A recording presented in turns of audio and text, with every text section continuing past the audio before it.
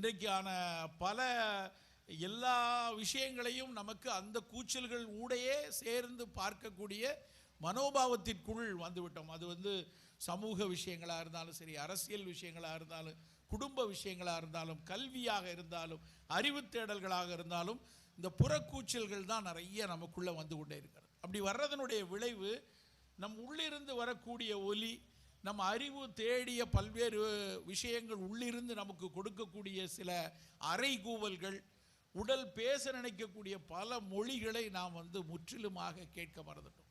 என்னடா சொல்கிறாரு, உடல் என்னத்தை அப்படி பேசுது, ஒரு பாட்டுக்கு எதையோ சொல்லிகிட்டு இருக்காரு அப்படின்னு கொஞ்சம் தோணலாம். சித்த மருத்துவத்தில் ரொம்ப அழகாக ஒரு விஷயத்தை சொல்லுவாங்க. ஒரு 14 விஷயங்களை நீங்கள் அடக்கக்கூடாது அப்படின்னு எங்கள் மருத்துவத்தில் உண்டு. சித்த மருத்துவத்தில் அது என்ன 14 வேகம் பட்டியலிடலாம் தெரியல, விரும்பலை. 14 வேகங்கள் ரொம்ப இயல்பாக பார்த்தா அந்த 14ம் உடல் பேசக்கூடிய மொழிகள் தான். உதாரணத்துக்கு சொன்னால் ஒரு இருமல் உடல் பேசக்கூடிய மொழி. நம்ம டக்குன்னு காஃப் சிரப்பை வாங்கி ஊற்றி அதை அடைக்கிறணும்னு நினைக்கிறோம். ஆனால் இருமல் ஏன் வருது, இருமல் என்னவோ சொல்ல நினைக்கிறதா, நம்ம கூட இருமலுக்கு பின்னால் என்ன இருக்கிறது என்று சிந்திப்பதை கொஞ்சம் நம்ம மறந்து போகிறதுனாலையும், இருமறதை உடனடியாக நிறுத்தணுங்கிறதுல கிடைக்கக்கூடிய ஆர்வம், ஏன் இந்த இருமல் வருகிறது, இருமல் மூலமாக இந்த உடல் என்ன சொல்ல நினைக்கிறது என்பதை நம்ம மறந்துடுறோம். கொட்டாவி, சாதாரணமாக ஒரு இடத்துல கொட்டாவி விடுறதுக்கு ஒரு அவையினுடைய நாகரிகமற்ற செயலாக நினைக்கிறோம். ஆனால் சித்த மருத்துவம் சொல்லுகிறது, கொட்டாவி இதனை அடுக்கில் குறும்பிடும் மிகம்பில்லைக்கை திட்டமா அன்னந்தானும் செரித்திடா மேகம் தங்குன்னு ஒரு பாடலே சொல்கிறான். கொட்டாவி ஒன்றை நம்ம அடக்குனா எத்தனை பிரச்சனைகள் வரும். கொட்டாவியை அடக்கக்கூடாது என்று சொல்கிறார்கள். சிறுநீரை அடக்கக்கூடாது, சிறுநீர் கழிக்கப்பட வேண்டிய விஷயம். சிறுநீரை அடக்கக்கூடாது, மலத்தை அடக்கக்கூடாது, அபான வாயுவை அடக்கக்கூடாது, தும்மலை அடக்கக்கூடாது.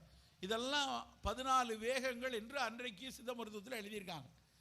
ஒரு தும்மல், ஒரு கொட்டாவி, ஒரு வலி, ஒரு விக்கல், ஒரு சுவாசத்தில் வரக்கூடிய ஒரு மூர்ச்சை, திணறல், இது எல்லாத்தையும் அடக்கக்கூடாது. அதற்குரிய கவனத்தை செலுத்தி அதை வெளியேற்ற வேண்டுமானால் வெளியேற்ற வேண்டும், அல்லது ஏன் வருகிறது என்று உள்ளார்ந்து யோசிக்க வேண்டும் என்று சொன்னார்கள் சித்த மருத்துவத்தில்.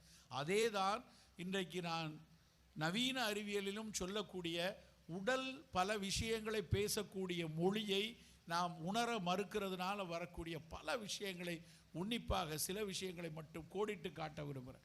முதல் விஷயம், அதில் நம்ம எல்லாரும் தெரிஞ்சுக்க வேண்டிய விஷயம், தவற விடுற விஷயம் உறக்கம். இந்த கொட்டாவியும் உறக்கமும் ஏன் அடக்கக்கூடாது, உறக்கத்தை ஏன் தவிர்க்கக்கூடாது? நம்ம சமூகம் உறக்கத்தை தவிர்க்க சொல்லிச்சு. நிறைய பாடல்களில் நம்ம தூங்காதே தம்பி தூங்காதே, தூங்கியவன் நாட்டை கெடுத்தான், தூங்கிறதுனால வாழ்வு அழிஞ்சதுன்னு தானே படிச்சுட்டு இருந்தோம். ஆனால் இன்றைக்கி ஏன் தூங்குன்னு சொல்கிறோம்?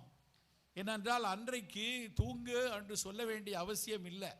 இயல்பாக தூக்கம் என்று ஒன்று இருந்தது. எப்பொழுது இந்த மின் விளக்குகள் எல்லாம் வந்துச்சோ, எப்போது இந்த ஐன்ஸ்டீனுடைய காலத்திற்கு அப்புறம், இன்னும் சொல்லப்போனால் நியூட்டனுடைய காலத்திற்கு அப்புறம் அறிவியலினுடைய எழுச்சி பெருவாரியாக வந்ததிலிருந்து நாம் தொலைத்த விஷயத்தில் ரொம்ப முக்கியமானது உறக்கம்.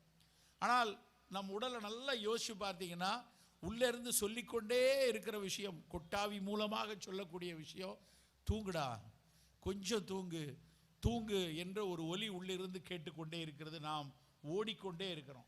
துரத்தி எதுக்காகவோ துரத்தி ஓடிக்கொண்டே, நம்முடைய உழைப்பிற்காக, இல்லை நம்முடைய அடையாளங்களுக்காக, நம்மளுடைய பொருள் தேவைக்காக ஓடிக்கொண்டே இருக்கிறோம். ஆனால் உறக்கம் இன்றைக்கு மிக மிக மிக முக்கியமான ஒரு விஷயமாக அறிவியல் ரொம்ப ஆழமாக பார்த்து சொல்கிறது. ஒரு நாளைக்கு எவ்வளவு மணி நேரம் தூங்கணும் அப்படின்னா, மிக குறைந்தபட்சம் 7 மணி நேரம் தூங்கணுங்கிறோம். நல்லா யோசிச்சு பாருங்கள், நம்ம இங்கே இருக்க கூட்டத்தில் எத்தனை பேர் 7 மணி நேரம் அயர்ந்து தூங்குகிறோம்? தூக்கம்னா எப்படின்னா, முதல் 5 நிமிடங்கள் ஒரு பிறண்டு தூக்கத்திற்காக முயற்சிக்கக்கூடிய நேரம். அடுத்த 5-10 நிமிஷத்தை REM ஸ்லீப் அப்படிம்பாங்க, ரேப்பிட் ஐ மூமெண்ட் ஸ்லீப்புன்னு பேர். அந்த நேரத்தில் நம் உள் கண்பாவை ஓடிக்கிட்டே இருக்கும். அதுதான் கனவு காலம். அந்த நேரத்தில் பல்வேறு நினைவுகள் மனதுக்குள்ள, அந்த நாளில் நாம் செய்த விஷயங்கள், கடந்த இவ்வளவு ஆண்டுகளாக நம் மனதில் பதிந்த விஷயங்கள் நம்மளை உறங்குவதற்காக ஆற்றுப்படுத்தக்கூடிய நேரம் தான் அந்த REM ஸ்லீப். அந்த நேரம் ஒரு 10 நிமிஷம் 15 நிமிஷம் இருக்கும். அதுக்கப்புறம் மொத்தம் 10 நிமிஷத்துக்கு அப்புறம் அதிகாலை விழிப்பு நிலை வர்ற வரைக்கும் என்ன நடந்தது என்ன நடக்கிறது அப்படின்னு தெரியாமல் தூங்குறவன் தான் மிகச்சரியாக தூங்கக்கூடியவங்க. நம்மள எத்தனை பேர் அப்படி தூங்குறோம்? நல்லா யோசிச்சு பாருங்க. நமக்கு தூக்கம் வருது, கொட்டாவி வருகிறது, தூங்க வேண்டும் என்று மனம் சொல்கிறது. ஆனால் நம்மளா நேரம் இல்லை, பயிற்சி இல்லை என்றால் அதை தூக்கத்தை கொண்டு வருவதற்கான தடையாக இருக்கக்கூடிய பல்வேறு நோய் கூட்டங்கள் நமக்குள்ள இருக்கு.